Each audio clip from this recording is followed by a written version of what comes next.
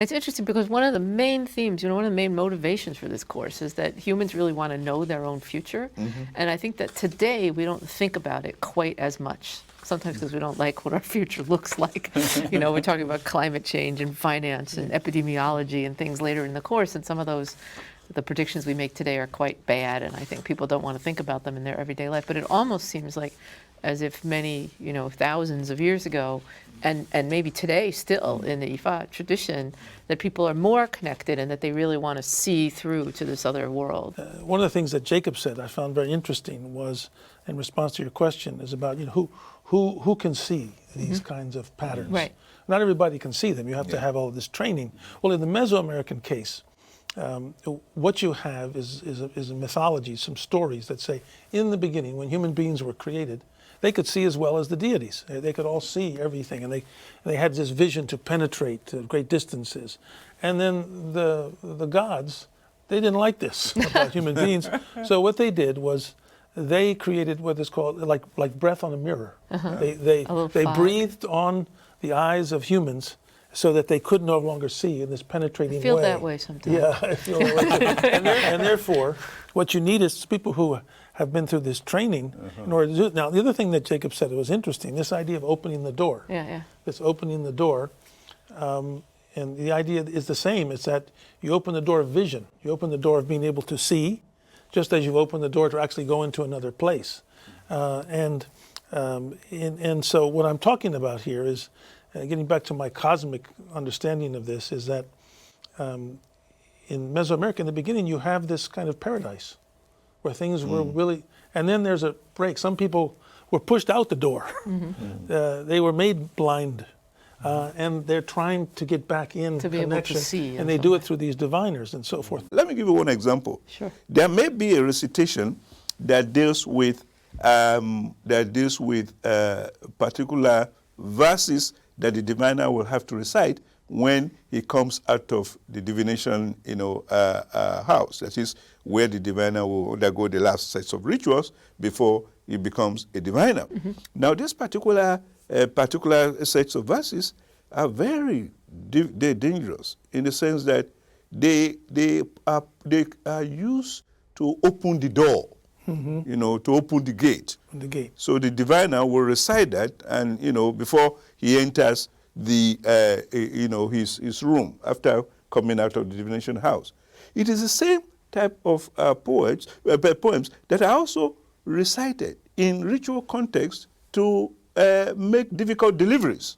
So when you want to deliver a baby and it's very difficult, the diviner can recite that incantation and believe, of course, that the child will come out. So the diviner becomes a doctor in that context. That's another thing. But what is also very interesting is that we see similar patterns in other religions. So these rituals of opening the door is not difficult from the ritual that is performed by an Anglican bishop who is taking over his diocese. The bishop has just been made the bishop. He has to take over his cathedral. So he wears his mitre, he carries this cross, and then he goes to there and knock on the door 3 times. Open for me the gate of the, so that I can enter it and worship the Lord. And then they open it and they begin to sing the psalm, "The Lord is my shepherd." It's the same pattern in world religions as, my friend has mentioned.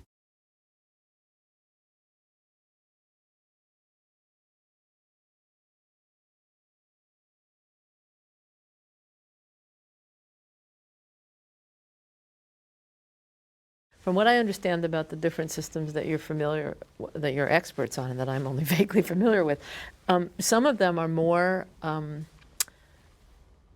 predetermined in that if you look, for example, at the Mesoamerican traditions, it has a lot to do with astrology and the motions of the heavens, and then interpreting that. A lot of interpretation as, which is portentous, which is important, which is not.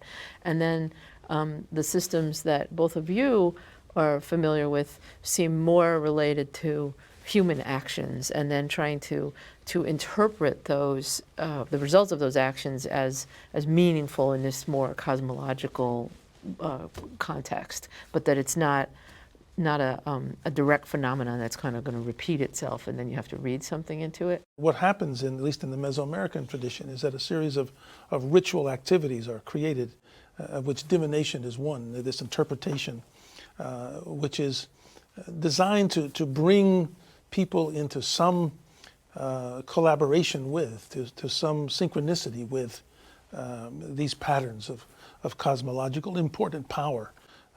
And it's really sometimes very simple to find the pattern, and sometimes it's very complex. Mm-hmm. It's very difficult. It takes all kinds of efforts to perceive this world, because, at least in the Mesoamerican world, the material world itself is understood to be a shell, an outer shell of fire that's inside, a spiritual fire that's in wood, it's in hair, it's in bones, it's in everything. And so there's this relationship of having to discern what is sometimes visible and sometimes rather invisible.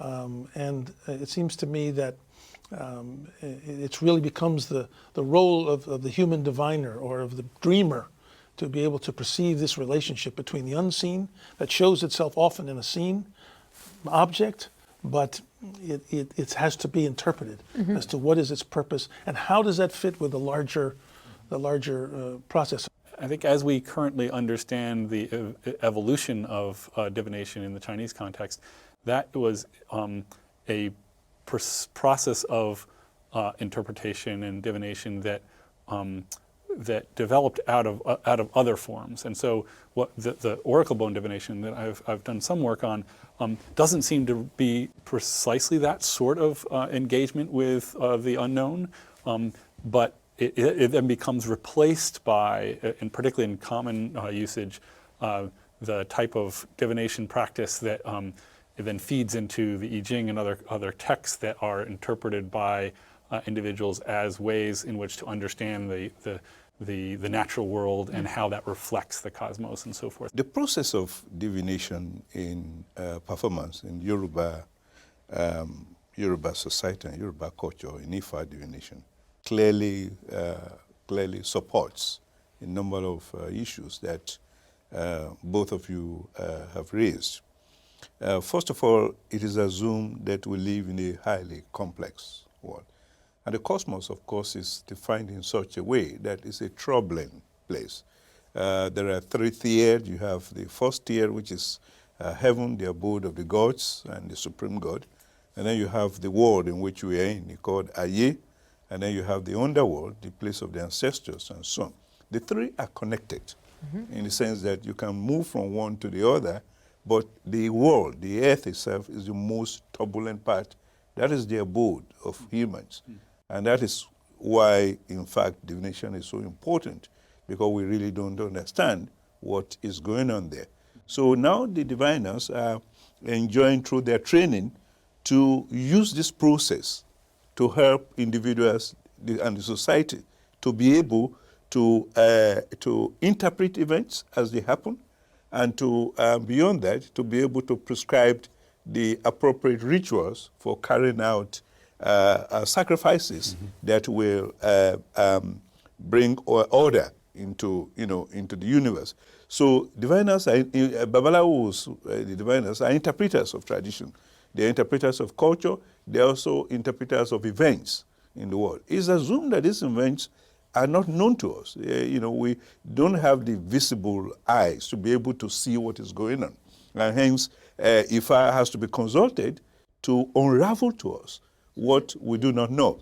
I wanted to know a little bit more about the relationship between divination and sacrifice in the Yoruba context. Yes. A sacrifice is very pivotal to divination and vice versa. When the divination is performed, the diviner reads the sign, and the diviner will take the client the kinds of sacrifice that the clients should perform to be able to correct the problems or to solve some of the solutions.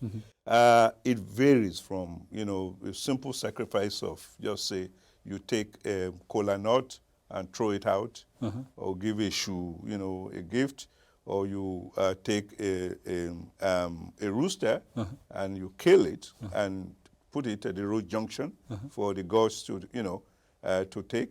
The divination process will identify the nature of the problem.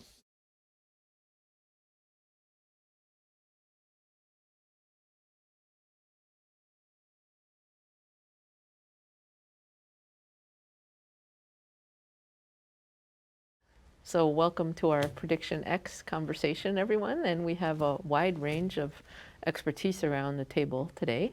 And what I'm going to do is just thank Jacob Olopina for coming, and Rowan Flad and David Carrasco for coming and joining us today. And I'm just going to ask that everyone introduce themselves and the particular systems of divination or prophecy or prediction making of any form that interest you and that we'll be comparing and talking about in the conversation today. So Jacob, why don't we start with you? My name is Jacob Olopona. I teach here at Harvard in the Department of African and African American Studies, Faculty of Arts and Sciences, and also in the School of Divinity. I have a joint appointment here. I'm a Nigerian by birth and a Yoruba, and I'm going to talk about Ifa divination system, which is the divination system known to quite a lot of people in West Africa. It's a system of geomancy, and it is through this system that the Yoruba people believe that they can ascertain the wills of the gods, of the deities, by going to the diviner and consulting with him and finding out what is in store for them. The Yoruba constitute about 50 million people in Nigeria, and they also in places like Benin, it used to be the Republic of, which used to be the Dahomey. You find them in Togo. You find Yorubas also in the diaspora, in Cuba, in Brazil, and of course in Europe and America. The Yoruba believe that Ifa is a system of knowledge. It's an encyclopedia of knowledge. And that there's no problem, no question that we are faced with that Ifa will not answer. So in the olden days, in the ancient past, people will consult the diviner to find out what is in store for them, like I said earlier on. It varies from consultation to find out what will happen to you on the journey, the kinds of husband or wife you should have. When a child is born, you consult a diviner before you even give the name, because you don't want to give the wrong name. Names are very, very important. As the Yoruba will say, Oruko Roni, you behave according to your name. So it is important for the diviner to advise. Is this still true today? It is still true, in spite of the advent of Islam and Christianity that have actually taken over the society. If you tell me your name as a Yoruba, I can say a lot about you, even if I don't know you, or I don't even know much about you. From the name, I can tell you your lineage tradition, the kinds of gods or the deities that that are worshipped in your family. Well, thank you, Jacob. So, Ron. So I'm Rowan Flad. I'm also a faculty member here in the Faculty of Arts and Sciences. And to build off of something that Jacob just said, one of the things that's interesting about the Chinese divination system that I've done some work on, which is oracle bone in divination, a type of divination that involves the burning of certain types of bones in order to understand the natural world and communicate with the spirit world, is that there is this use of divination as a medium to communicate, to understand what the spirits, what the high god, in the case of the Shang, for which we know most about the divination system, were involved. Right. Okay. So, David, I know you study many different systems, but can you tell us about a few of your favorites, and then we'll come back to the details. Okay, yeah. Yes, I'm David Carrasco. I'm in the Department of Anthropology and also in the Divinity School. And when I think about prediction, I tend to think of it, because I'm a historian of religions, as really about repetition and interpretation of repetitions. And in Mesoamerica, where I really focus my work, in the history of Mesoamerica, there's really sort of two types of divination that I'm interested in and prediction that I'm interested in. And one has to do with the way in which people construct ritual settings, especially those that involve sacrifice, as a way of both repeating certain cosmological events and also interpreting them for their contemporary situation. But secondly, I'm also interested in this whole question of prediction in relation to one of the great catastrophic events of Mesoamerican history, which is the conquest, so-called conquest of Mexico, or the encounter with Europe. Because in the surviving manuscripts that we have, we see that the indigenous people who survived claimed that they had predicted this event.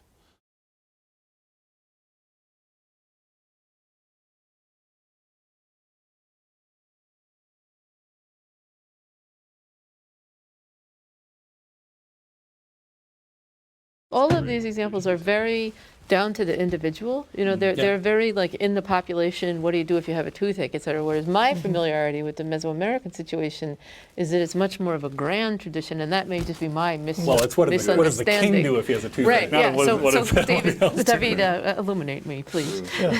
No, in the Mesoamerican tradition, then and today, it's still very much like this. I mean, I brought along a couple of books here. One has to do with the soothsayers and the omens, and it has to do with the details of everyday life. Absolutely. When you hear an animal, you see something cross your doorway, you hear a sound, all of these things then activate this, what you're talking about, this ability to see and understand what it means. And does it mean something is coming?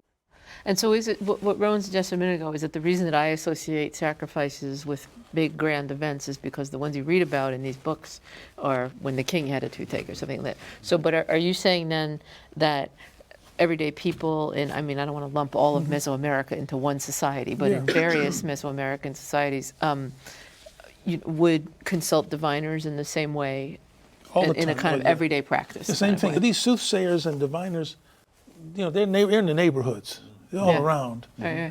Every barrio has them. Streets have them. So they're a part of the everyday life. If you take a look at the Mesoamerican world, they also were very worried about their future. Okay. There's a lot of a lot of divination brings bad news. Okay. And they're very, what I get when I look at the Aztec omens is a sense of being very connected, what we would kind of call hyper-connected to their cosmology, to nature, and needing to read every sign. As a parent might with a child who comes in and coughs or is a little bit sore, and all of a sudden you're worrying. Well, I think that's very much the case. I don't know how it is in China, but there's a tremendous sensitivity to dangers in the environment that have to be divined in order to be protected against. Well, this brings up another question, which is looking for answers versus being given answers that you didn't even ask for. So in other words, like we were talking with Sarah a few minutes ago about comets. And, comets happen whether you want them to or not, right? But bones don't burn on their own, right? And so at some level, you're sort of tapping into this energy, and other times it's kind of screaming at you, with these. Yeah. And so are there any important distinctions there in terms of looking for the information versus it being kind of foisted upon you, or did they think that it was all there and that they're just kind of looking for it? Well, no, in the Aztec case, although it absolutely is foisted upon you in some sense. In the example that I wanted to give was, Sure. So what happens is that Mesoamerica and central Mexico is sort of at the height of its power in 1517, 1518, 1519. These ships start to show up on the coast that are Spanish expeditions, and the words get up to the central plateau in Aztec. The Aztec ruler sends out his soothsayers to divine who are these people, where are they? What pattern do they fit within? So immediately they're doing this, and the Spaniards come.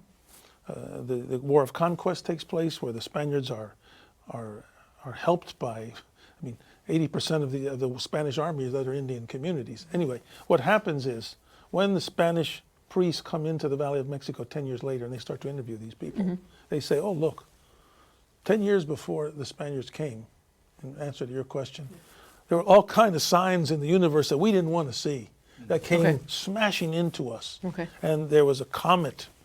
There was a lightning strike that hit the main temple There was floods, but the floods were not cold water, they were hot water. There was a being who appeared with two heads. And basically the cosmos itself is erupting against them. And what they're saying to me is, look, the Spaniards came and they conquered it, but it wasn't the Spaniards. Our cosmos turned against us. There's a retroactive kind of application of correlative cosmology in the Chinese case too, because one of the most important moments that is directly related to the inscriptions we find on oracle bones relates to the conquest of the Shang by the Zhou, which happened around 1048 or 1049 BC. And although we don't find much evidence in the inscriptions on oracle bones for this notion of looking for omens and correlating them with the stability of the state and so forth, retroactively, one of the reasons that is given for the demise of the Shang and the rise of the Zhou is the ineptitude and licentiousness of the ruler of the Shangs, and consequently the universe has been thrown out of whack. I think I'll consider myself pretty lucky that I grew up around the time when these events are still pretty active in the Yoruba world.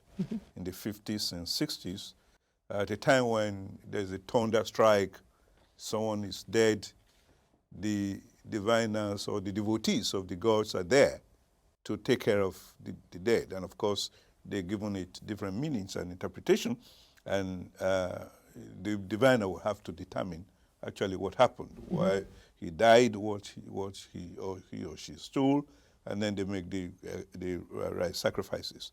Even till today, when some of these rituals these festivals have disappeared, but some are still there, like the King's Festival in most places. The diviners, of course, play the most pivotal role in telling the king or determining or telling the society and the community what is in store for them. Like I said, I think in the previous conversation we had a few days ago, that divination itself tells us about the events. Divination tells us about what will happen in the near future, or may even interpret what happened in the past, and then of course the present. And this is why they often say that bí oníṣẹ́rí kọ́ ni àná rí, ló mú babaláwo dá Ifá ọ̀rọ̀rún. What today is different from what it was yesterday, and will be different from what it will be tomorrow. And that's what makes the diviner consults divination regularly for the sake of the community. So in direct response to your question, it's both. It's a question of, you go into them, they also come to you. Because to be human itself is to live your life in the community. And to live your life in community is to be open to all these soul forces. And hence the importance of the diviner in helping you understand the nature of the community, the nature of the society, the events that are taking place, and of course how to sort of deal with those events. I mean, I think the need for divination is a human need. Yes. But I think that what has happened in U.S. society is the diviners are now the news people, and you go to them to find out what's going on, not only with the weather, but are we in danger, what's happening. So you still have that kind of role for someone who is a diviner or who can predict the future. If you think of other modern forms of prediction, think of a climate scientist or, God forbid, an economist, okay?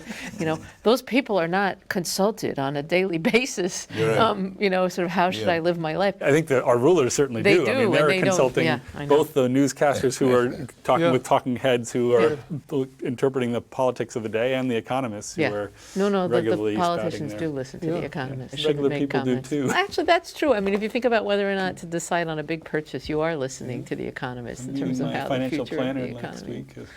week. Different than an economist. I Yes. know, but a different type of prediction. Great. Well, so I just want to thank everybody for coming, and I thought this was a great conversation. Thank you. Thank you. Thank you. Thanks. Thank you very much.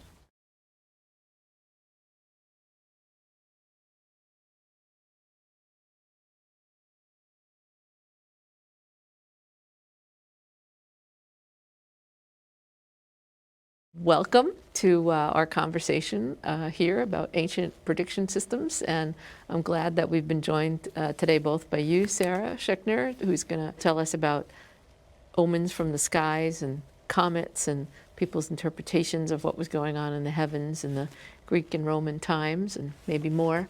And Rowan Flad, thank you for coming and telling us all about what was going on in ancient China and why bones were used as a divination system and how and what that meant and how it led to other systems of prediction in China, in ancient China. Sarah, maybe you could start first and then we'll hear from Rowan. Well, my specialty is ancient astronomy, in particular attitudes and theories about comets. And so I like to start with Aristotle, who actually has a very scientific view of comets as a kind of meteor below the moon. And he thinks they are hot, dry, windy exhalations that have risen up out of the ground and become ignited and burn up there. And so he uses them to predict all sorts of things. He says, we see comets, and then we see these things that take place. And he has various data he cites. So he says, there was a giant stone that fell from the sky in Thrace after a comet in 467 BCE. And there was an earthquake and tidal wave and a blustery winter in Achaia after a comet in 373 BCE.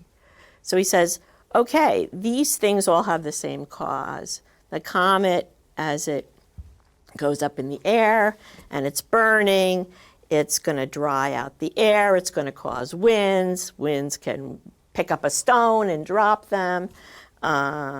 Today we'd call this stone a giant meteorite, but for him it's a stone that's picked up. The winds whip up the water, we'll get tidal waves and drought conditions. And when this stuff comes out of the earth, it's trapped down there, and when it comes out, the earth will rumble, and that will be the earthquakes we see. Mm-hmm.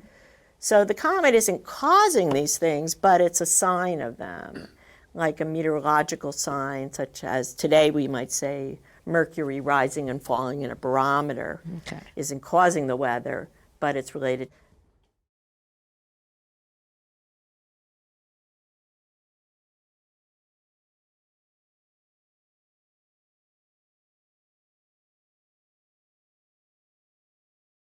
What I've done some work on in terms that relates to divination practices relates to an early stage of the developing set of systems of divination in China, and that is the use of bones and cracking of bones to understand various things. Can you very quickly summarize how it worked? Sure.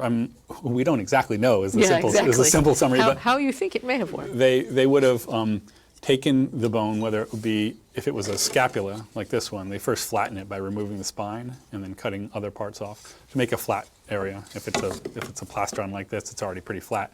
And then they created hollows on one side of the bone where the burning would take place. With like a poker.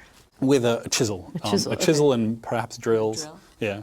In fact, the most kind of elaborate versions of these, which is from the time period when they have inscriptions, have a chisel mark, an elongated chisel mark, and then a drilled mark on the side of that. Mm-hmm. And then the burning would have taken place right on that side mark, creating a crack on the reverse side that comes through the bone. And that cracking would have been interpreted in some fashion, either the sound or the shape or the direction of the length or some aspect of that was interpreted. And then they would do this a number of different times on the same bone. Asking the same question or different questions? That's a good question. They certainly asked multiple questions on single bones, but they may have also asked the same question multiple times. Okay. A number of the bones, cracks are numbered. So sometimes you have a series, 1, 2, 3, 4, 5, that are all numbered.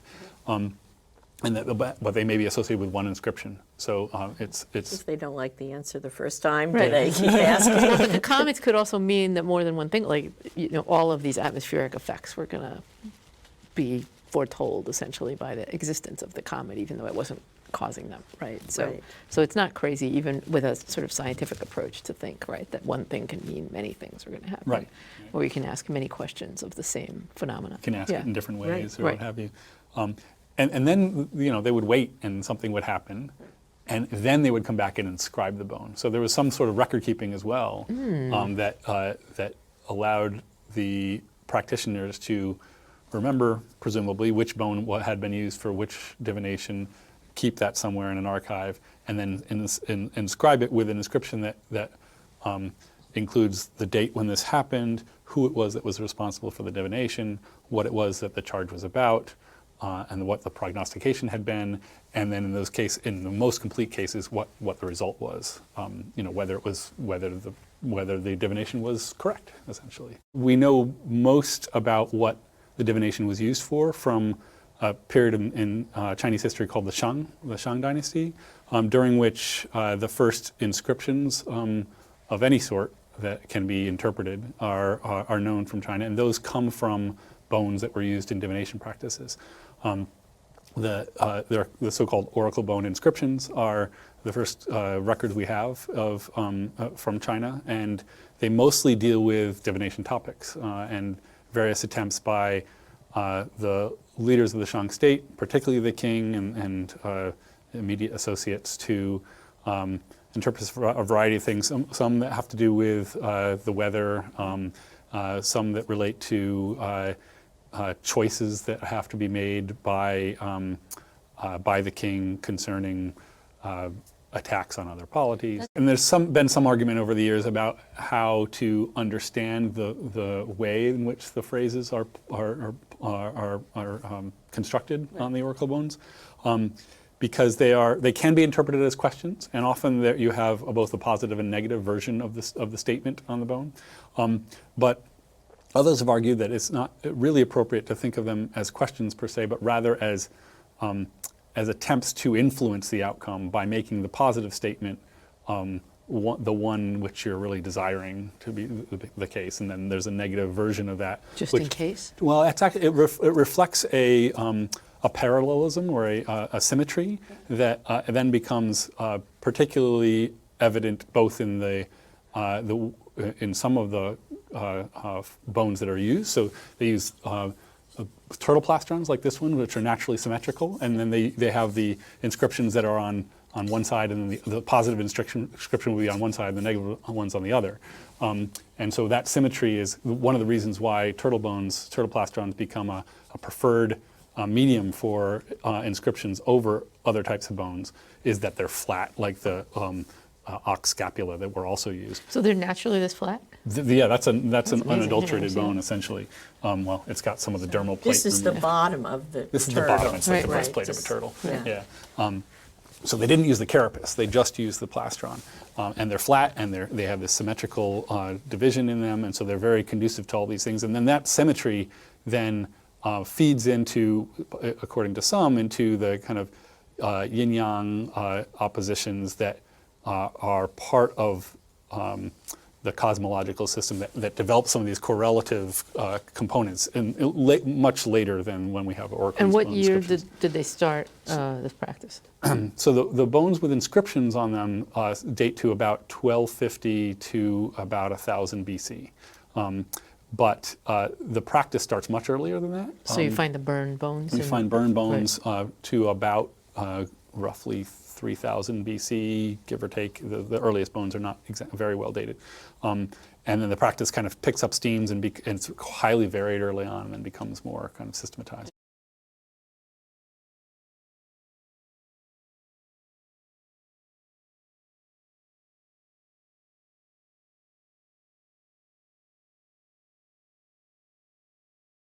How predictive is a prediction? Is something that really, today anyway, we think we can measure. We can talk about uncertainty. We think we can quantify it in some cases. So how were the kinds of predictions that you're talking about really tested, and how much were they evaluated in society? One of the reasons why these inscriptions become such an important part of the most elaborated version of oracle bone divination is for that reason, because there you are recording and not just on the bones presumably, but first somewhere else in order to make sure you have the relationship between the bone and the prediction. You're recording what it is that was predicted so that you can then find out what happens and see how effective the predictions were. And so the inscription of the bone is a process by which the whole procedure, which has a deep history, more than 1,000 years they've been doing this and getting better at it and figuring out how you manipulate the bone, not to predict exactly what crack is going to be, but so there's a limited number of variables that you're actually looking at. And that then this small group of diviners is predicting that each time, and they're remembering what it is that they predicted, and then they're recording what it is that they said would happen and what actually happened. And if we want to be super cynical, does that mean that they would then maybe limit the things that they predict to things that are easy enough to look back on and say we're right? In terms of, because there's a big element of interpretation in looking at the crack and trying to figure out what it means, right? I guess perhaps. The fact is, in terms of the phenomenon of the inscribed oracle bones, the things they're predicting or they're writing down that they're predicting about become much more restricted over time, Right. and very formulaic over time. Yeah. And so maybe there's some element to that in there. But I think that there's this period of fluorescence where they're really kind of genuinely trying to understand and use the medium as a means to understand that communication device, because these are the bones are a way that they can communicate with the spirit world, the high God and other ancestors, and it's understanding that and wrestling with it, I think, is a part of the procedure. And so, Sarah, what do you think about sort of the evolution of what people thought about comets as omens? Does it get evaluated? It gets evaluated, but in a self-confirming way, so that by the 17th century of these books, these 1,000 pages long catalogs of this comet appeared and this horrible thing happened, this next comet appeared and this horrible, all the way from the creation on, and yet you don't see in there, well, this comet appeared, nothing happened. It's so they become, programmatic of a belief system and confirming, if you have a belief that God's providence is going to put these signs up there so that we can be alert to, to change our ways or something that's going to happen, then you're going to see that and only record that. So Right. with the comets, and I think with the bones and all these systems, it seems to me, and this is also, I'm posing this question, but on the Western side, there's a sense that the universe is interconnected. And so that there's many ways to make a prediction. You can go from entrails, you can go from fiery sights in the heavens, you can go from bones, that monstrous births, that the world and nature or God's working through it everything's interconnected in some way, and so that it's You're just tapping into this world that you can't otherwise lots of understand. information that's coming at the person who wants to make the divination. And so that somehow this world speaks through many ways. It's not a very silent world, and you only have to know to ask this bone in that time, and that's the only way to get the information. So that there's this clustering of predictions or of signs. That come together, and then there's a lot of them. People say, well, the world is in upheaval or whatever because of the interconnectedness. But it seems that that's a common belief, and those reinforce each other, perhaps. I think you see a transition in the Chinese case towards more of that in the first millennium, from where there is a specific medium, and that specific medium, these animal bones, is used for a particular type of communication that serves divinatory purposes, to one that's much more available to a larger swath of the population. And you see this archaeologically in terms of the prevalence of these bones. They sort of disappear in the first millennium, even though lots of textual sources say that people turn to the bones to understand things, but we don't find them archaeologically. In terms of interpreting the omens from the comets, was that really restricted to people who were experts on doing that, or did any person see a comet and say, oh goodness, something terrible is going to happen? Well, I think yes and yes. I mean, because there's a popular cultural side that is present. So that they see this thing in the sky and they say, whoa, you know, something bad is going to happen. Now, what is it? They have some general understanding. Right. But someone to make a more specific prediction, like who it's a message for, and so on, would be an astrologer or a priest or some specialist who might look at where it's appearing and how it's shaped and how it's pointing. Well, thank you. That was a fabulous conversation, and we will continue it in other parts of the course. And so thanks for spending time with us. Thanks for having us. Thanks.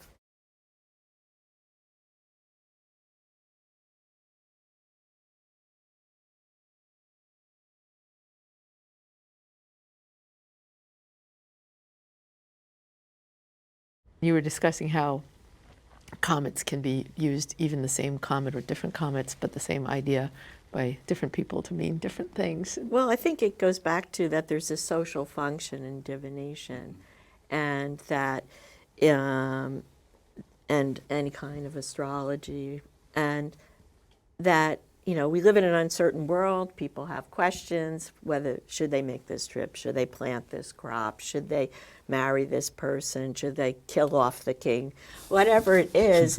And so they look to the divination to give some kind of prediction order so they can be prepared. They can profit from the good, they can avert the bad, but it also is a motivation to act. And so often the prophecies, when they're dealing with social affairs, are self-fulfilling, and which gets back, I think, to what you said, where sometimes the question seems to be, you know, phrased in a way to get the answer that the individual wants. So there is this correlation that's arisen, and people do catalog these correlations and cite them as evidence for this relationship. On a deeper level, they're looking for some order in the world, whether it's some kind of, you know, put together by some gods, and it's inscrutable to us, but they're looking for some kind of order. But at the same time, they also try to profit from it. And so the coin that I brought a picture of a coin here, and this relates to Emperor Augustus, and so this famous comet appears about the time of the death of Julius Caesar, and some see it as, you know, a prediction of his assassination and the conspiracy of Brutus and Cassius, and Shakespeare makes a lot of it in his play Julius Caesar, where he says, "When beggars die, there are no comets seen. The heavens themselves blaze forth the death of princes." And so Caesar is warned about this, but he goes ahead and he's killed anyway. So, but right after he dies... So just to explain, so Caesar is warned that there's this comet that's going to mean the death of someone important, and that it could be right, him. Right. In the play, in Shakespeare's play. We don't know whether Caesar was warned of this in real life. But anyway, a comet appears in 44 BCE, and it's associated with his death.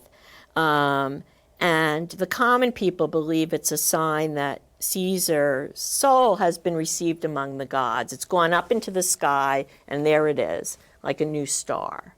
And Augustus, who was the claimant as the next emperor and Caesar's adopted son, says, aha, okay. So he says the comet, this fiery sign, underscores the legitimacy of the Julian house in general, and also his legitimacy in particular as a successor. And so there's a bust of Caesar, and in the forum, and he puts a stellar emblem on it. He sets it up to be worshipped in a temple, and he's mints some coins, some silver coins, which this is a picture of. And on one side, it has this fiery, multi-pointed comet. Sometimes comets looked like that. And it says Divus Julius, Divine Caesar. And on the other side, he's put his own bust, and it says Caesar Augustus. So it's a way to manipulate it. But in AD 9 and 11, 2 more comets appear. And so Augustus gets uneasy. He says, wait a minute, okay, there are 2 more comets, and astrologers are, meanwhile, forecasting his death to their ambitious clients. So he says, whoa, whoa, whoa. So he sends out, creates a law and says, okay, astrologers, you can't predict any person's time of death, no matter who they are, especially me, and that all divinations have to take place in the presence of a third party. So you can't do it in secret. Okay. Because he's assuming these are going to fortify conspirators. Even so, in 14 AD, this blood red comet appears, and he's murdered. So people say, aha, That this was is, true. more proof. More evidence. In AD 79, when Emperor Vespasian, there's a big comet. It's like a sword hanging over Jerusalem. People see it as a terrible sign. But he looks at it and he says, ha, this hairy star is an omen not for me. Comets were called hairy stars, but for the Parthian king, because he has long hair and I'm bald. So he's like ignoring it, but he dies soon after. So I wonder if here's someone who's trying to say, well, wait a minute, these things may not have they may be correlated but not connected.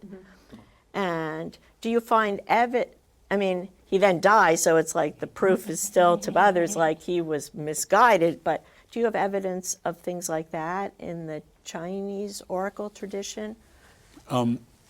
So that's an interesting question. The oracle bone inscriptions themselves don't reflect as much of a correlative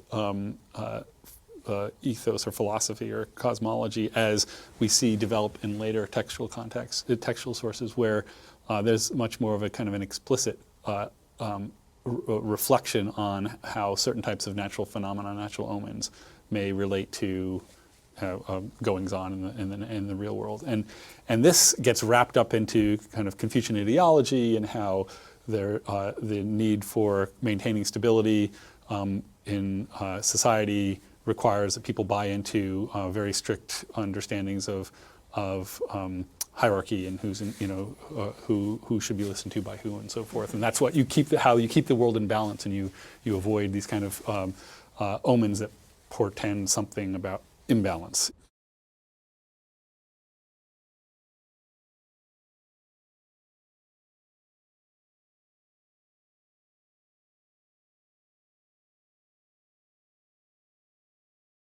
Is there any concept of verifying prophecies in any of your experience with all of these texts and archaeological records? Well, that's a good question. Maybe the genre of morality tales, which are part entertainment, part propaganda, part didactic literature.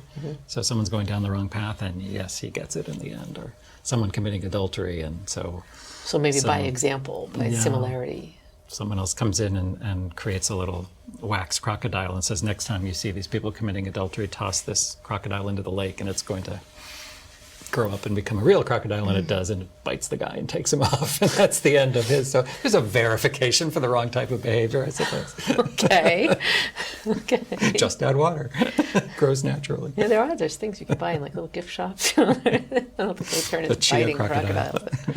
I love the question because your question really comes out of a different framework than I usually bring to the text. So you're basically asking, as if a scientist runs an experiment today and makes a certain claim, and someone else reads it in a peer-reviewed journal and says, well, I want to see if I can run that. Let me run it too. And then we find out, yes, the data was wrong, or yes, the data's, or let me make it more complicated. I don't know. I think it's hard to see if that happens in antiquity. We have to, I think it's reasonable to assume that they thought that the predictive devices they were using were effective, because a text like the Sortes Astrampsyche, which starts in the mode of Greek and Roman religion with questions that indicate its emergence out of what we sort of rudely call a pagan culture, gets used by early Christians and shifted by them to Christian questions. So will I become a general becomes will I become a cleric, or it gets used again. So they must have thought that these processes were true or useful. Another way to answer that would be to talk again about a text like the Apocalypse of John. It takes up earlier prophetic texts and uses it within itself. So it takes the writings of Ezekiel and the writings of Daniel and other Jewish prophets and sort of remixes them. So it's clear that those texts were thought of as very important and significant and powerful and worth reusing and redeploying in a new political and theological crisis. And what did people do when there was, say, a predicted apocalypse that didn't happen? Yeah. What did they do about that? I can answer because this happens a lot, in Christianity more recently. We have more data on it. So, usually the answer is, well, we didn't understand the divine properly, right? That we somehow missed the boat. And it's very dangerous to say the world will end on a given day. I think, was it like 10 years ago that there were billboards all over the Boston area saying, the world is going to end on this particular day, and it didn't. And so then a community has to sort of, regroup and cope with that cognitive dissonance. Usually it still respects its leader, so it's like, well, there's places in the scripture where it says no one knows the time and the hour, so, well, we got it wrong, we shouldn't have tried to be so precise. So there are ways of sort of coping with that, embarrassing lack of an end. What's interesting is you could interpret that as uncertainty. We didn't completely understand the model, if you will. Yeah, thank you. That's there you go. That's a real insight. But but that's what happens to climate scientists, right? If they say the temperature is going to go up by 1/4 of a degree and it only goes up by 1/8 of a degree, then climate skeptics go, you don't know what you're doing, right? You were off by some number, right? So if they were off by 1,000 years on the apocalypse, it could still be right. Let's hope not.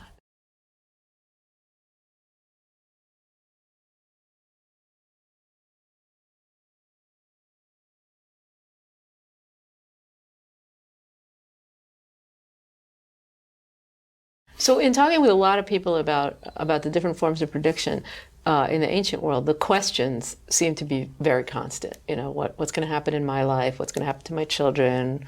What should I do in a business venture, et cetera?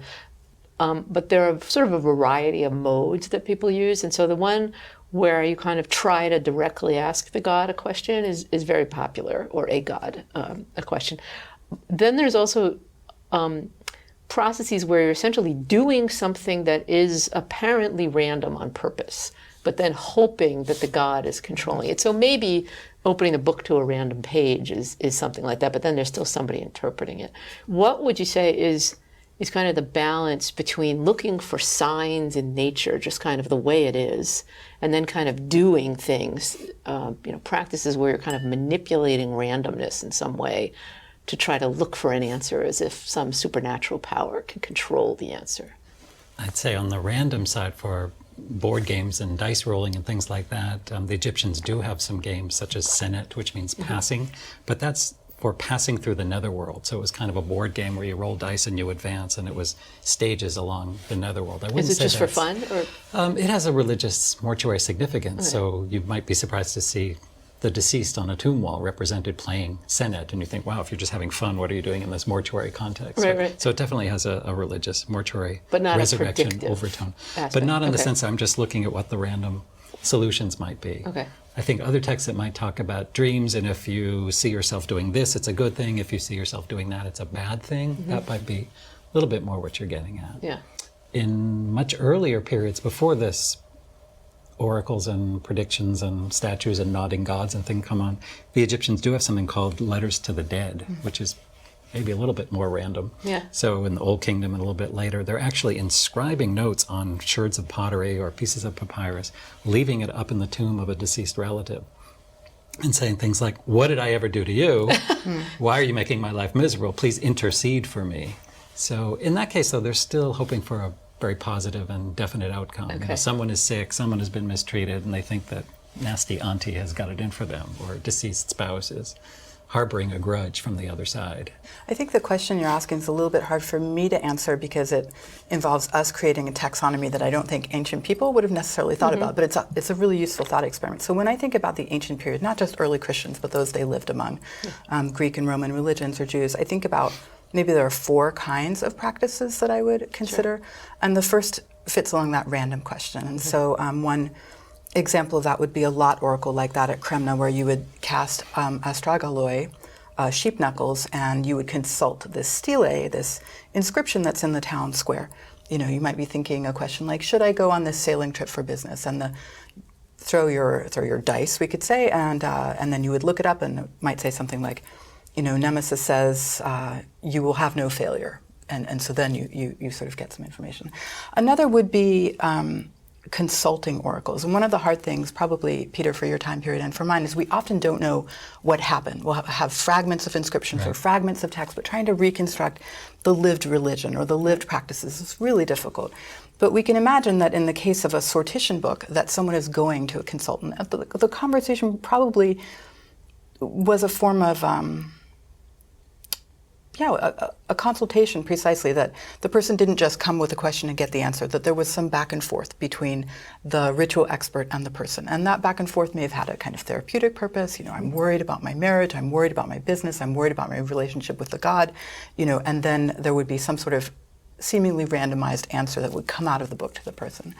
A third practice would involve these sort of, and this is not in early Christianity, but in, say, Greek and Roman religion, more state practices where there would be sacrifice and a procession and a consultation of a priestess or a prophetess. And then the last aspect, which I don't know if you've talked about with any of our other colleagues, is that where people understood the divine to enter them in an ecstatic experience, and then they would speak what the divine wanted them to speak.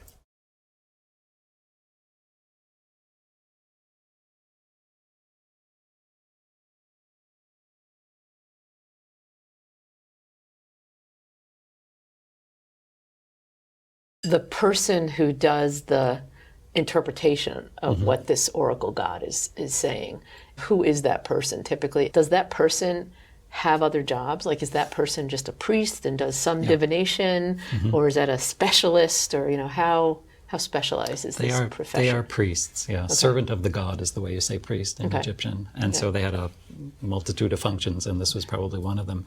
Then I think you have to think in terms of social hierarchy. Okay. So in a small village, there might be the local little temple and a local shrine, and you might scribble on a piece of papyrus or a flake saying, should I buy this animal or not, and put the two pieces in the shrine and maybe come back or wait for the answer. That's a more direct interaction.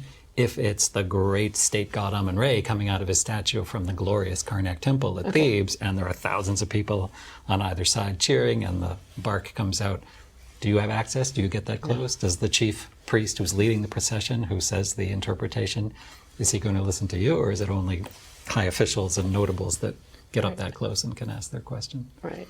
That first example you gave of the scraps of papyrus is interesting in terms of early Christian practices, because we know at Arsinoe in Egypt in a later time period at the shrine of Saint Caluthus that people would consult the saint or god by giving two tickets. Let me give an example. One would say, will I be healthy? One would say, will I not be healthy? Or one would say, do I engage in the business enterprise? And the other would say, I do not engage in it.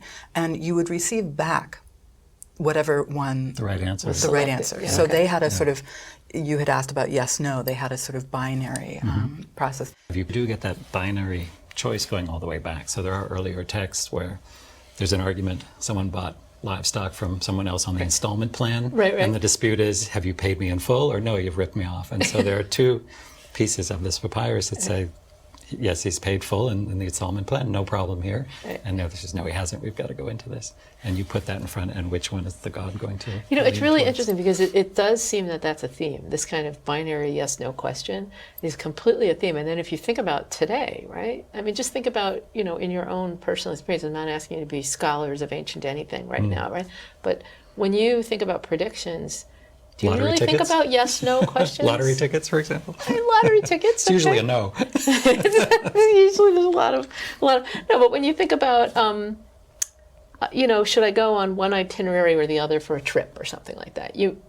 There's a third option and a fourth option and an option you didn't even think of. And it's like, it's very, or the weather is the perfect example, But it's also very moving to think, I mean, this is one of the reasons why I love what we study, because, whether it's, 2,000 years ago or even longer, people are asking fundamental human questions that we're still coping with. And sometimes I do think they come down to binaries, So I think about one in the ancient world that I find particularly moving, and a question that we find that someone might have put to a ritual expert in the Sortes Astram Psyche, this text that purports to be from ancient Egypt: will I be sold?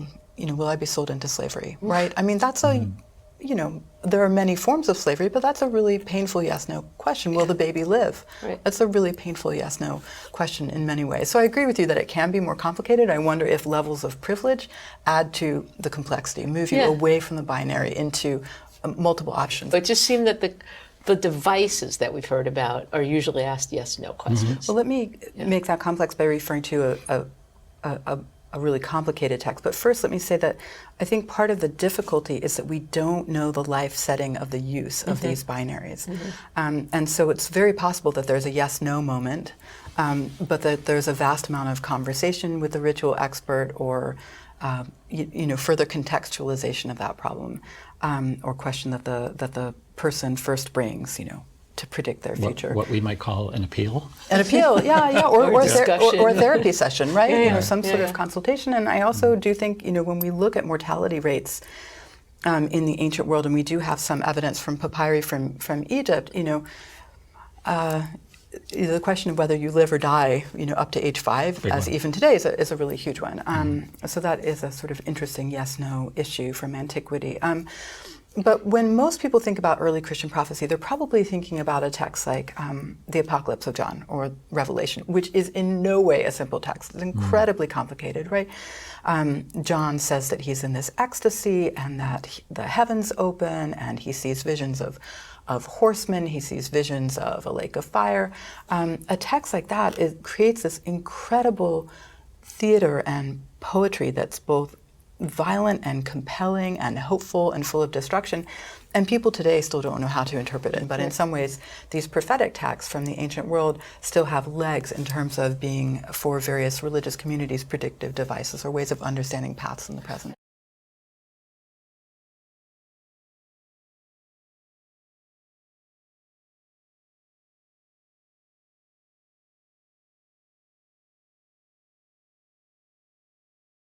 So what about really big predictions? What about, kings and pharaohs, asking for help? What forms did that, and who are our friends Those are the here? big decisions, yeah. So non-royal and royal. Non-royal and And royal. actually his dad was one of the first, earliest and best attestations we have for this whole oracle decision. This is Amenhotep II from Dynasty 18, and his father was the great general, often likened to Napoleon, Thutmose III. And Thutmose III, as a prince, was picked out of a crowd by the statue of Amen at Karnak Temple. So he's sort of perambulating around, and Thutmose is there, and it stops in front of him. I don't know how many other people were around, how many other princes were there who didn't get chosen. But this is a great propaganda bouquet speech, at the right? wedding. I'm the one. I've been picked by the god. And it happens again later in the New Kingdom under Ramses IV, the same thing. So he went off to a great military career. This guy was probably the world's first super jock. He was inscribing texts about how he could ride his chariot faster and shoot arrows through an ingot of copper deeper, and they'd stick out the other side, What's and he he could holding? row better. And he's here kneeling, and he's holding 2 little new jars, which are little wine jars, that he's offering to the god. So I brought this along to show, like that Bob Dylan song, you got to serve somebody, no matter who you are, right? So even the king will kneel in this kind of, this pose. And we know he's the king because he's wearing this double crown of Upper and Lower Egypt, the red and white crown, and he has the Uraeus cobra on his forehead. And that's how you can tell who he is. Some of these statues would have a hieroglyphic inscription on the back. This one doesn't, but that would And if identify he wants him. help understanding the future, he's got a whole group of priests at his disposal. He would appeal probably to the statue of Amen in Karnak Temple as he's going off and winning military victories, and tribute is pouring in, and he's building a new pylon and dedicating it to the god and expanding on the temple. That's all part of the deal here. And were there So they any have different concerns. consequences for the priests if they got it wrong? If they got it wrong, they never get it wrong. Just like the deceased has this weighing of the heart scene in the afterlife, where his heart is weighed against a feather of truth. Yeah. It's never wrong. There's this beast ready to devour you if you don't pass the test. You almost never fail the test. So, success every time. So you were asking if people of various status, like the big guys, right, Alyssa, you Yeah. know, how did they get their prophecy? When we talk about early Christianity, it's a little bit complicated because Christianity, even before it has the name Christianity, really emerges as an upstart Judean movement of people who are not of high status or elite. And so, as I was saying earlier, the first evidence we have of kind of prophecy in a text that we would call early Christian is this mid-first century, 1 Corinthians of evidence of glossolalia happening in community. I should also say that even as many Christians were engaged in prophetic practices, and even as many were engaged in divination, so too many thought that divination in particular was wrong, that it was a practice that was too close to astrology, it was too close to trying to know absolutely what was going to happen, and that daimones, these sort of spirits that were evil, would be involved in that So this issue of practice. finding out too much about your future was dangerous. Well, Or not so much asking finding too that much? you might be told that you might learn something falsely through an evil spirit rather than a good spirit, right? So concerns about astrological practices as being dangerously like what other people do. So early Christians were very good at delineating their own identity over and against others. Those Egyptians, they worship gods that look like animals. How dumb can that be? And in that, they were just taking up a standard Greek and Roman philosophical line. Or early Christians saying, the others, they do things with demonic powers, we do them with the true power of God. Now, the first time we get a Christian emperor, right, someone who is of high status, where we can begin to ask that question about ritual consultation, is Constantine. So in the early 4th century, Constantine's biographer is a man named Eusebius, a bishop of Caesarea. Eusebius says that he's very good friends with Constantine. It's very hard for us as historians to evaluate this data, right? Because we don't have external evidence. We know that Eusebius wants to be a consultant of Constantine, and he had met Constantine. What Eusebius writes is that Constantine becomes a Christian because of a kind of strange, oracular, I call it oracular process, but a sign appears in the sky, right? And it's a cross, a shining light. In this sign, conquer. Of course, what we know about Constantine and his father Constantius before him were that they were worshippers of Sol Invictus, of the invincible sun, and that in orations that Eusebius says in front of Constantine, he talks a lot about Christ as a kind of sun-like figure of light and rationality. So he claims that Constantine sees a sign. But it's hard, we don't have Constantine's own writings, we don't have other people who say, yes, I was there was a sign too, right? So this is Eusebius' way of talking about a particular moment in Constantine's life when he becomes like a new Moses and he becomes a convert to Christianity.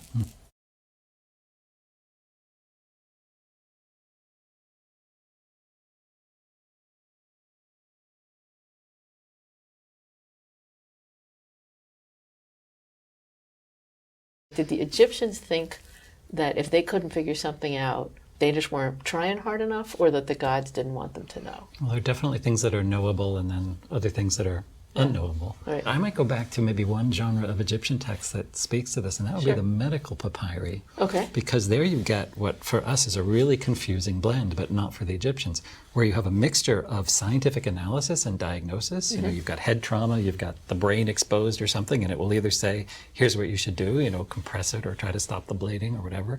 Or it'll say, this is a problem I cannot treat.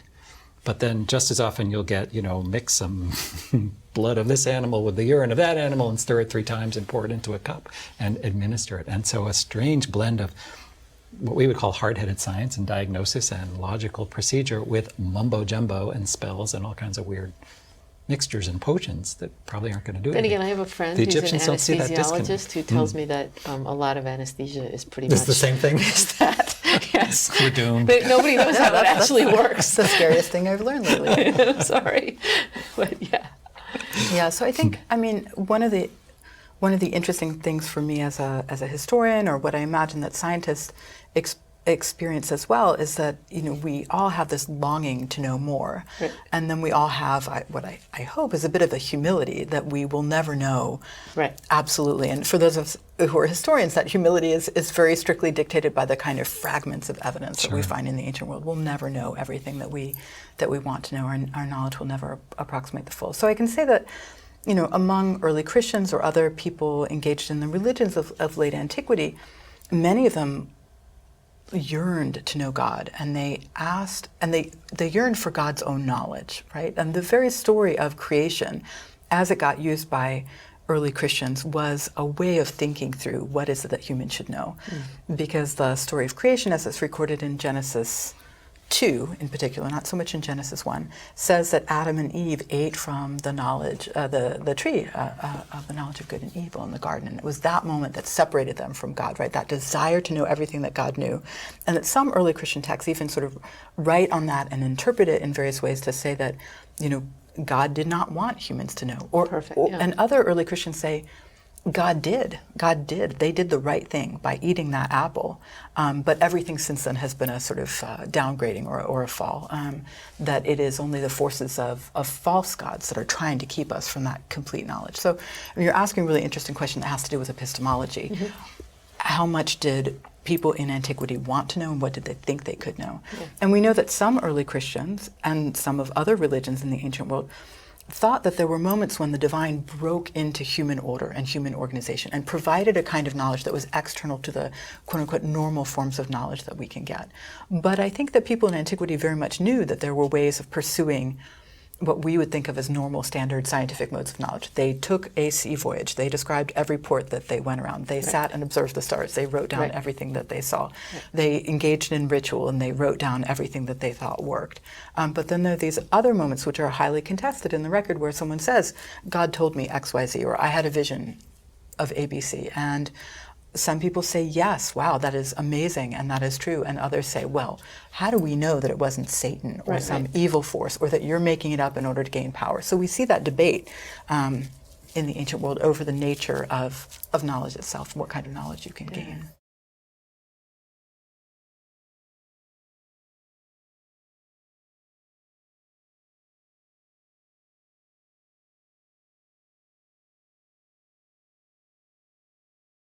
Were you born into the priesthood, or is it something you studied for, or were you picked in some way? There's definitely the possibility of social mobility in Egypt, but I think, on the other hand, if you are from a upper echelon type of noble household, then you're sending the male children to scribal school. Literacy is the first key, of course. And then if you rise up through the priesthood, whether it's your local temple, whether you stay as a low-level official and you're a tax gatherer or a scribe, or whether you move up into the higher priesthood. There's the high priest of Amun, there's the second priest of Amun, the third priest, the fourth priest, things like that. So there's definitely a hierarchy. And I'm sure those with astronomical talents would move off into that direction. And the Wab priest, or the purification priest, the chief one who gets to lead this procession of the god statue in his sacred boat or bark, he's probably the one who has the privilege to direct where the bark stops, what petition it's going to hear. He might even be the one who says yay or nay when the bark stops in front of the right answer or the wrong answer, or moves forward meaning yes, or goes backward meaning no. So that's a very exalted position. And is it known whether the person who's doing that and making those decisions is also, I know I asked you this before, but also taking on other aspects of what we think of Egyptian priests doing? Are they, I don't know, taking out people's brains? Certainly. If you look at tomb walls, these people can have hundreds of titles. And some of them are so widespread, they're just honorary, like hereditary prince and count, or mayor. What does that mean?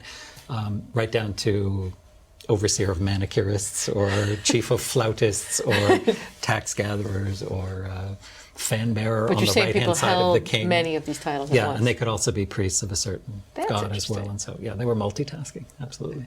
And where does becoming a Christian priest become a specialized I'm not sure. I mean, given the conversation we've had, I think the question is, how does someone become the sort of person who has a book of oracles and then can be really consulted? necessarily a priest. How do you get to be a ritual expert? And Peter was just talking about literacy, which I really do think is a key issue in the ancient world. You know, we know that not many people were literate, and we also know that we need to think about literacy not as a binary, but as a kind of continuum. So can you read a basic inscription? Can you read a grocery list? Can you read a philosophical text? Or, sort of different levels of literacy. But I think that one of the key issues would be that you can read if people are coming to you to consult a book. And then there's also the question of whether you have some markers of divine authority about you, and what those markers are is something that has to be culturally agreed upon. But there's not a sense that you have to be born into this. No. Okay. No. Great. One of my favorite examples of degrees of literacy has to do with the reign of Akhenaten. So 18th dynasty, New Kingdom, this king comes in and ushers in the era of the sun god and only the sun god. So he tells people to go off into the tombs and the monuments and hack out the god Amun, wherever you see him, or hack out the plural of the word god. So gods has to go. So what are they doing? Are they taking a flake of limestone and saying, look, guys, whenever you see one of these, I want you to start chiseling? Yeah. Because they make mistakes. There are ways to write the word gods with a couple of little ticks that looks less plurally than writing 3 big god signs, which is a flagstaff. And so they missed a lot of those. Because they couldn't really read. Could they really not read? Or just was it dark in that tomb and they missed that corner? They didn't have their iPhone flashlight.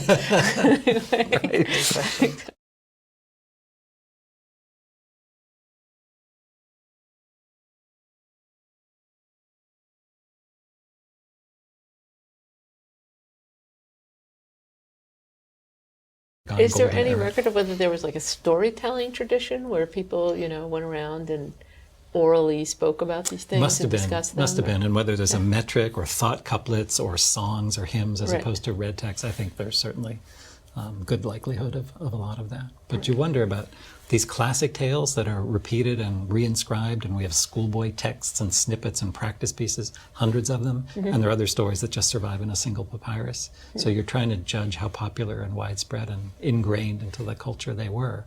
And this story I was telling about, the one who flees after the assassination, this is called the story of Sinui, and it's the classic tale, and it survives in many, many copies and fragments and bits. I love to think about, like, if somebody did this right now. I mean, first of all, they'd never be able to recover most of what's on the internet, so that's very sad. But let's say they did it 30 years ago, and they have like little snippets of our culture, and they try to recreate what we think about religion and prediction and science. Good luck to you. Yeah. Really. I always say this to my students when we come back from touring archaeological sites in Greece and Turkey. If one of the wonderful things about that trip for me is that when I come back to the States, I see everything in ruins, sort of in my imagination. Doesn't sound wonderful, but it means that, Armageddon. if you think about a mall, it's a litmus test for helping us to run the thought experiment of how are we, when we use archaeological materials today, understanding them wrong in antiquity. Yeah. And you think 2,000-3,000 years from now, people might go to a mall and say this was a site of worship. There are big staircases going up and down. There are massive, attempts to create large open spaces, and they would be completely wrong. And there's a except mixture of insofar things as from cultures all maybe over the capitalism world. is the god of the modern period, right? But it's a that sort of fragmentary knowledge that we have of antiquity is extremely frustrating. And so the ruins of the Starbucks would be where the ceremonial vessels were kept in the temple And we know that the structure. plastic and the styrofoam will last a very long That's right. time. the pilgrimage I make every day to the coffee shop.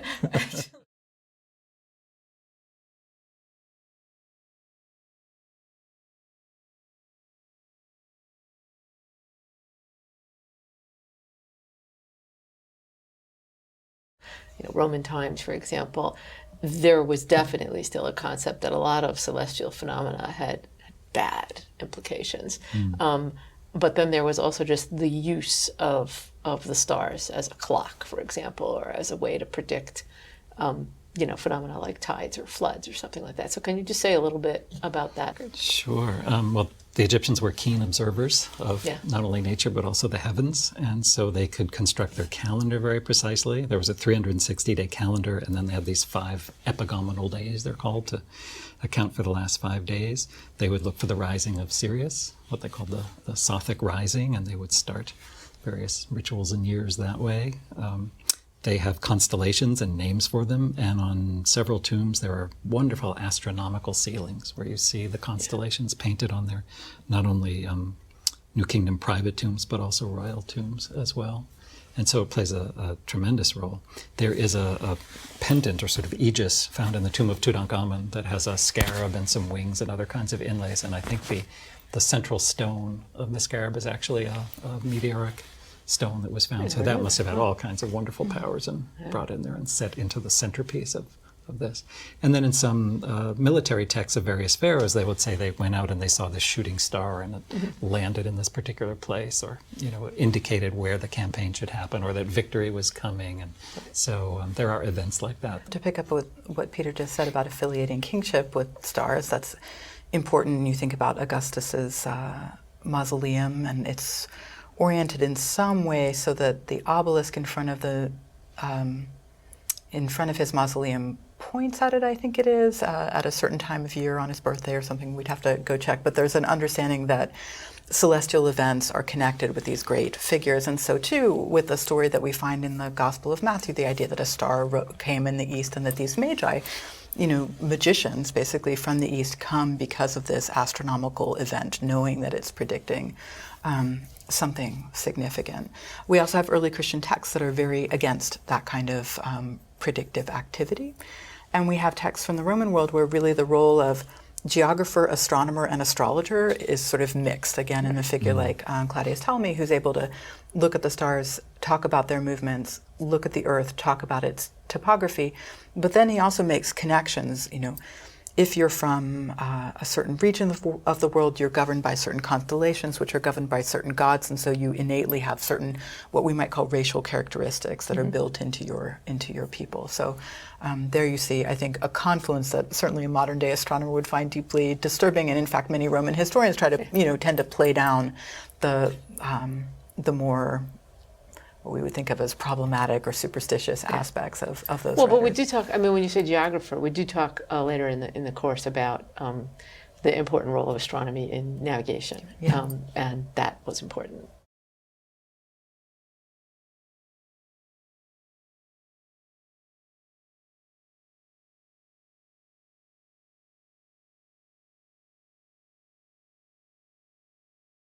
Were there like schools for this? In other words, if you were, a kid and you say, I want to go, advise the emperor on the flights of birds, does this just happen to you, or do you follow some path in society to do that? I think, like anything else, honestly, I don't know, but I believe that it would be most of the ancient world basically runs on either learning on the job and or apprenticeship, so that you would, follow the practice of elders. But just bearing in mind that individual office holders in Rome, if you're in high office, that gives you augury rights, essentially. You have to do it, and you can take, the thing is, you can franchise it out, so you can take a specialist, but those are lifetime priesthoods, so you could take a lifetime priesthood who, I guess you hope that he's not at the beginning of his training, but somehow, It's like or the at the beginning surgeon, of you his don't want the resident. experience. Right, anyway. Yeah, exactly. Right. Yes, I think that the same thing. And there was a tradition which was probably formulated only in the first millennium about the origin of extispicy, and they derived it from assigned it sort of to a legendary king of Sipar by the name of Enmeduranki, who ruled before the flood. So that's really ancient times, yes. And he was selected by Shamash and Adad to become a diviner, and he was trained by them, not just in divination, but also, the different forms of divination, also astronomy and so on. And then he was told to spread this knowledge to throughout the country, and then the instructions about how he should look. I mean, he should know physical defects, and he should come from the right lineage, from priestly lineage and so on. So he needs qualifications, yes.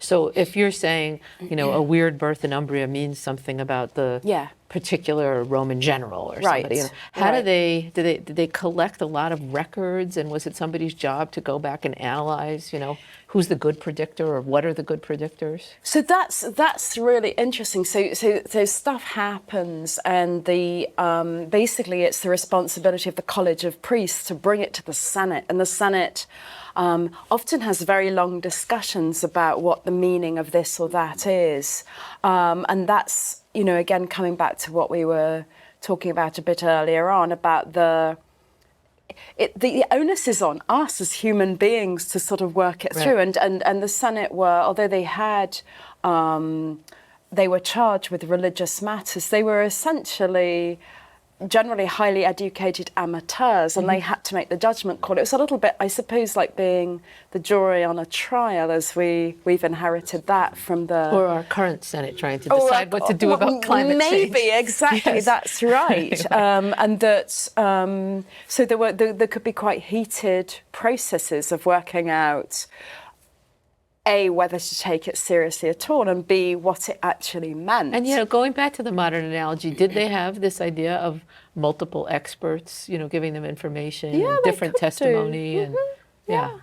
They could do. And so the interpretation would get somewhat political, shall we say. Very. And Well, I suppose this must have happened also, especially in political context, you know, especially in the Neo-Assyrian period. There are some very important decisions, so they may have consulted different diviners. Interestingly, at Mari on the Euphrates, now it's unfortunately in Syria, you have an enormous archive from Mari from the time of Hammurabi, and there are letters referring to resident diviners from different foreign countries. So these individuals functioned as ambassadors, or even more correctly, intelligence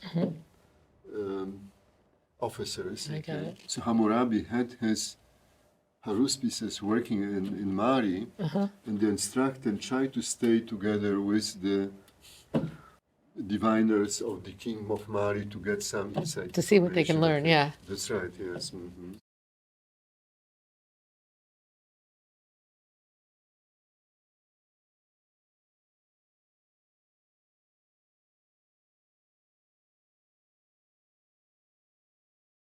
It seems like there's like a geographical question too. You just said, you know, it should spread things. And we were talking before about the Oracle of Delphi, where there's a specific place that people have to go. Right. And so in some cases you want, you know, birds are everywhere. You can just look up at it. It's hard to get a sheep sometimes. Certainly hard to find an oracle if you're not in Delphi. Yeah. And so was there a concept of sort of portable divination versus a center of divination? My impression is that, you know, it could be performed anywhere. Just the site, even when I mentioned those prohibitions, that it shouldn't be a polluted place somehow. But of course, these diviners travel with the king all the time, and that was the whole point, you know, to be on an expedition. And so I believe, you know, it could be in a purified location, yes. There was no temple. So you could basically particularly set it up to associated. work. No, not like Delphi, where it had to be a holy Right, spot, you know, some. No, that's actually not the case, yes. So there aren't, so archaeologically, it's not like you're going to find some place that you want to excavate specifically as some No, center not of at all. divination. No. That's so universal, something that they would. And in the Greek and Roman world, is it associated with temples or anything? It's really interesting. So it depends. It depends absolutely on the practice. So oracles are generally almost inevitably place specific, and it'll be often a temple, but a sacred place. But other kinds of, a Roman augury, there are a lot of practices which can and need to be done in all sorts of places. So there's a question this is very interesting, for the Roman Empire. So one set of augury is that you're looking for frightening, weird stuff to happen. And again, it's very related to Babylonian practices. So you want weird natural occurrences, you want weird births, you want sort of, you know, what they call monsters being born. And there's this really interesting... Do those always, by the way, mean bad things? They mean bad things, okay, absolutely. There's a question for the Romans of when they've started expanding beyond the city of Rome, well beyond the city of Rome, there comes a point when they start taking notice in the 2nd century BCE, they start taking notice of omens in Italy. Okay. And okay, if there's something weird happens in Umbria in eastern Italy, that means us. So that's very interesting. There's also I mean, there's the sort of the geography of where weird stuff happens and whether that means me is also very, very interesting to watch.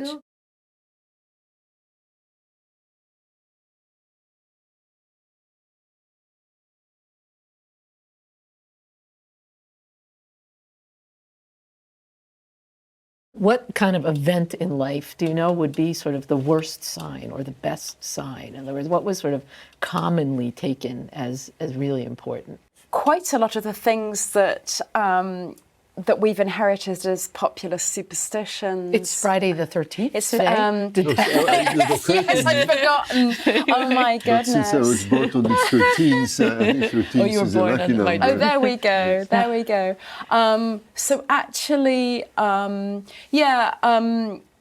some very bad things were associated. There was a lot of colour symbolism, which we find very uncomfortable, but was largely inherited, certainly in our parents' generations. So black animals crossing your path, or black people springing Like up. a black cat. Exactly, exactly. So yeah, very similar. They had a very similar range of what we would think of superstitions, and in fact they thought of as superstitions as well. I mean, the elite would think, well, that's just a very superstitious person. Right. They shouldn't really give credence to these things. Right. I mean, there was some debate among Greek philosophers, for example, right, about free will versus determinism, and about how much these oracles and signs should be trusted. And I think it would be to in Greek and Roman antiquity not to believe that there are signs from the gods. that is heresy. Would be no, it's not heresy. It's like it would be about the same level as saying that I absolutely don't believe anything that science tells us. It would be about the same. So there are a very small number of people who might come out with that sort of statement, but they would be the absolutely loony fringe. Okay. Not that I don't believe in this particular scientific conclusion. Right. I just don't believe all. I don't believe science. Okay. Yeah. Okay. It would be about as strange as that. But you can definitely say, I don't believe that. You can say, I don't believe the gods communicate in that way, and I certainly don't believe that was a sign, or it was correctly interpreted. You can chip away at bits of it. And do you see any evolution from Greece to Rome of a change in opinions, or they're basically putting about as much faith in the oracles and signs? I think it continues quite a lot. It actually does die down, does stop in certain forms, in history writing, in the later empire. You can get people actually writing history without bringing signs in. So 4th century, for example. So that there can be, you might. What year perhaps would see a Cicero spin. have been writing about the known and unknown signs? Mid 1st century BCE. So that would have been yeah, before. quite a long time. But Cicero is certainly sort of skeptical and questioning, and that's mid 1st century BCE. No, the Babylonians didn't have a word for science, but they had the word for knowledge, and they were often called the House of Knowledge of Nisaba, who was the goddess of writing, but also of mathematics and astronomy. Right. So they thought of it as one package, really. Writing, And the mathematics, same and people, the astronomy. diviners, actually, they would also engage, they were trained as mathematicians. So they could make plans and they could be able to make astronomical It is. It's very observations. interesting. Purely 'Cause- technical. And again, I'm not Right. talking about some mumbo jumbo. This No, is no, no. I really get real it. Data. Yeah. data, Yeah. and that to them it was part, again, all connected in science and with this very strong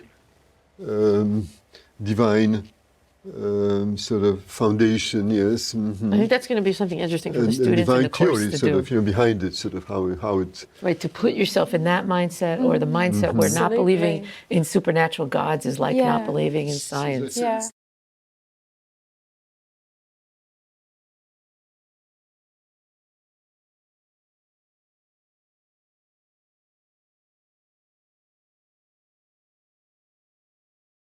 there is this problem, right, of kind of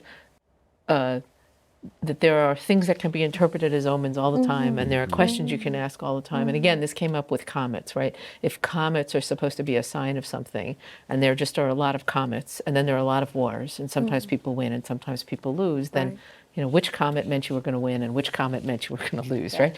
And so there's a theory that gets built up over time about the subtleties of the interpretation. And you've mentioned before, Piotr, that the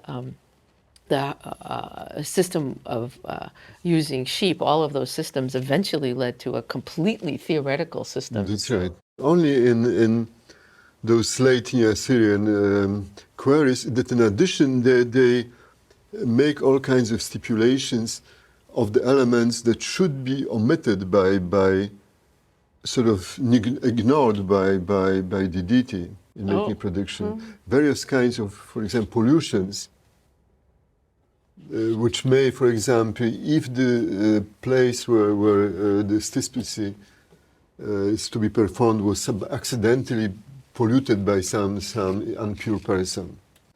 Or And it's like canceled? In other words, if it's polluted, then all bets are off? Well, they should be ignored by the god. Okay. Or contaminants. So you really compare it to contaminants in when you In science, in science, right. yes. Or if the haruspecs mispronounce a word or mumble something, it wasn't very clear. Yeah. So they ignore it, just assume that this is okay. So that adds an element to interpretation also, right? Scientific, but this is really that's what strikes me, how scientific the whole thing is. Yes. But we can, and this is of course connected with the development of written forms, because for millennia they did it without any recourse to writing. Yes, that was part of oral law, and they memorized different. It's like, I think I would compare it to playing chess, and you can memorize thousands of different combinations, and I think all this knowledge was memorized, of course. Yes, these different particular. But around 2000 BC, they began making copies of those, just as a reference of particular combinations of extra, which must have been connected with exceptional events, the sudden death of a king or something like that. And these are written descriptions or pictorial? At first, I think these are just a model, okay? A model. Then, they would add a description and would say, this is what the entrails looked like when King Amarsin died, for example. Yes, okay.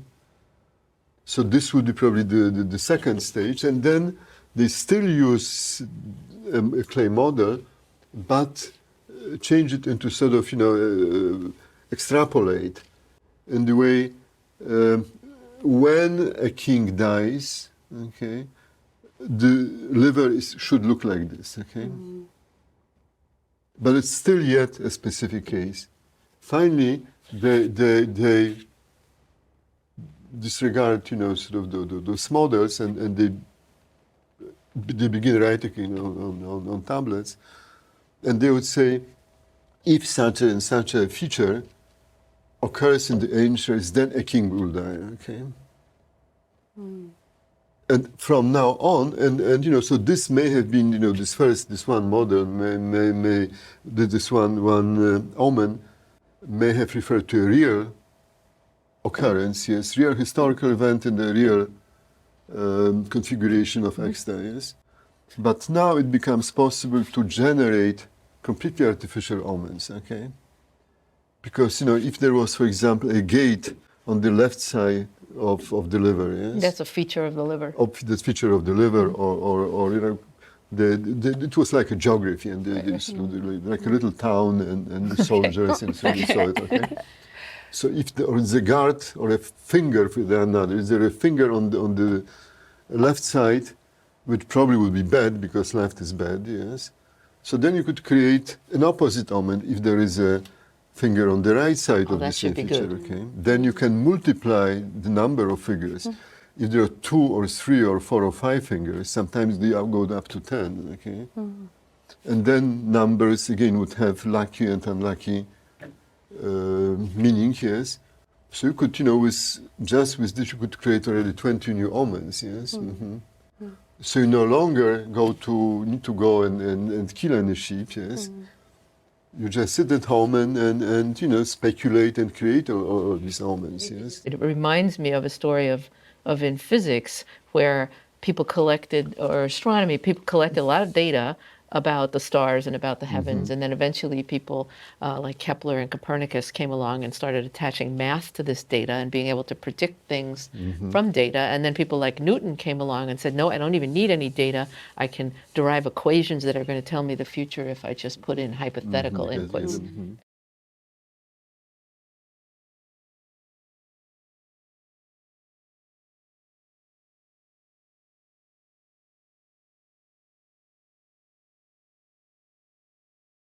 So there's two questions really. So one is, how important were these in society? In other words, people really relied on these systems. And so then the people who were the practitioners of this, the priests or the oracles or the interpreters or whatever we want to talk about them as, also played a very key role, as sort of consuls to various people. And so if you want to say a little bit more about kind of how important this was, that would be great.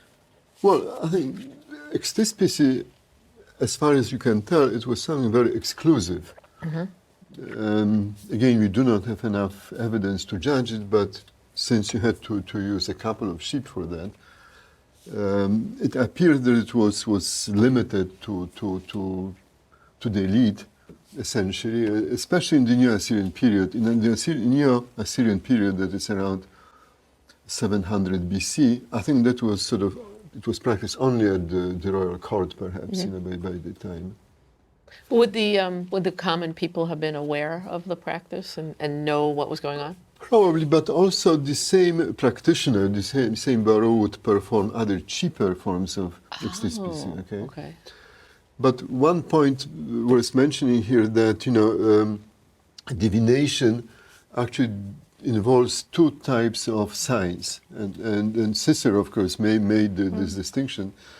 So signs are either unprovoked or provoked, and that's really crucial. Okay, unprovoked, anything in the sky, any appearance, a cat, a dog running in the street, a black cloud, and so on. These are all signs, and potentially they have meanings. Right. And then there are provoked signs, and those need to be obtained from the divine realm by performing all kinds of ritual actions. Yes. Extispecie is one way of doing it.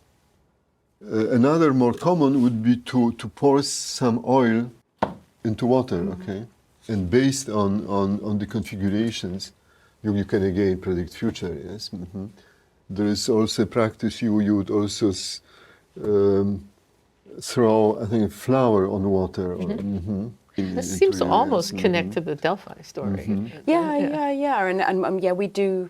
The Greeks and Romans do incubation as well, and find out dreams. I was thinking also, so the Delphic oracle and also the Roman major ways of prediction and finding out what the gods want are crucial at state level. They're all crucial at state level. So the Roman taking the auspices when you look for the flights of birds, or what you were saying earlier, the officials of state have to observe the eating habits of the sacred chickens before, to know whether it's a good day or a bad day. So I think the sort of headline practices that we mainly hear about they're matters of state. You absolutely need to consult the will of the gods before major state practices, but we also in the Greek and the Roman world have things that ordinary people can do, like dice oracles and all sorts of sort of trickle down practices as well. And presumably those were also less expensive. Absolutely, and much more available. I mean, Delphi, you had to, kind of line up. There was one occasion a month, and it wasn't open in the winter because Apollo was on holiday.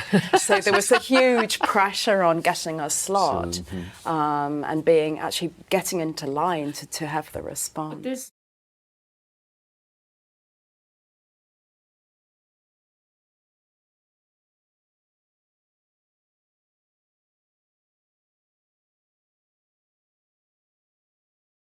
Well, welcome back to PredictionX. And today we have two experts on the ancient world here to chat with.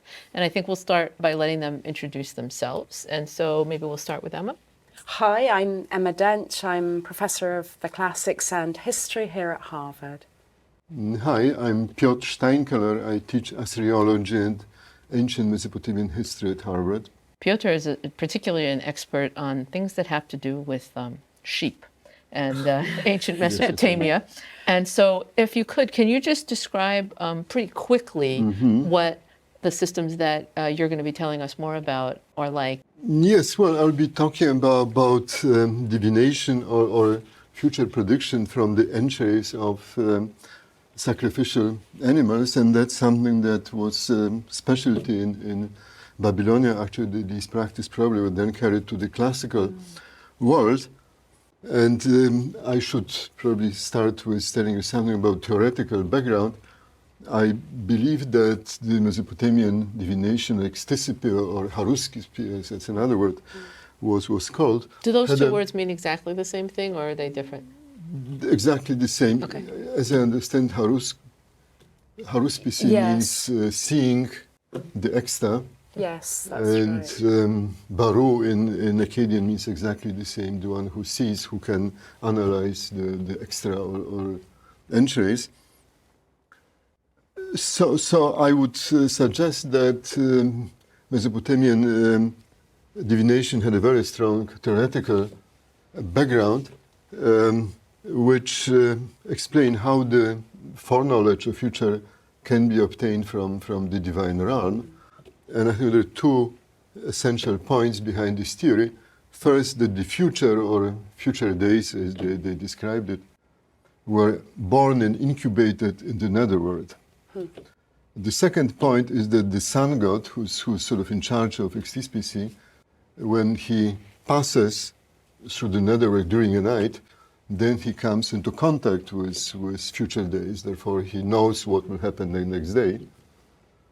And further, the theory said that it is possible to inquire, to induce the sun god to share his foreknowledge of future with the humans. The sun god gets a little bit more knowledge each night, presumably not of just the next day, but of the distant future. Exactly. Right. Yes. Okay. Well, it can be several days. They think of the future as a sort of infinite number of days, half days, which are born in the netherworld. Yes. Okay. So here, perhaps you should introduce the diviner, who had to be specially trained, and he belonged to a small group of specialists. And he had the knowledge to analyze the extra. And the procedure he would perform involved a sacrifice of a sheep. First, he would need to present various offerings to the sun god, and perhaps other gods would be involved as well. And then he would present his query to the sun god, asking for a definitive answer to his query. Mm-hmm. And he would ask specifically the sun god to inscribe the message in the extra. And then he would sacrifice the sheep, yes, and open it up, and then he would go over, perform an autopsy of the sheep. Mm-hmm. And you have a manual which describes exactly what he should do, how the order in which he should